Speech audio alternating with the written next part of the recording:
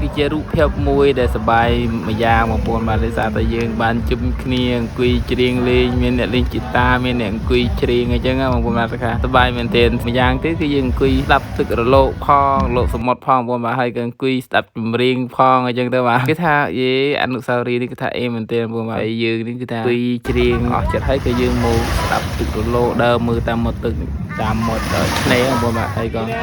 ប៉ះថ្ងៃខូបកណើតរបស់អ្នករួមក្រុមការងារនេះក៏បានធ្វើខូបកណើតឲ្យគាត់អញ្ចឹងទៅតែយើងអត់មានអីធំៗទេព្រោះសារយើងនៅលើគាត់អញ្ចឹងយើងបានទៅរកតំខេដើម្បីគឺយើងដាក់តិចតួចដើម្បីឆ្លងខូបកណើតរបស់គាត់បងប្អូនបាទហើយវីដេអូនេះភាពមួយដែលជាអនុស្សាវរីយ៍ដ៏កម្រដែលល្អមួយដែលយើងបានរក្សាទុកជាមួយនឹងក្រុមការងារបងប្អូនគឺថាល្អមែនទេអរគុណសម្រាប់ការទស្សនាជម្រាបលាបាយបាយ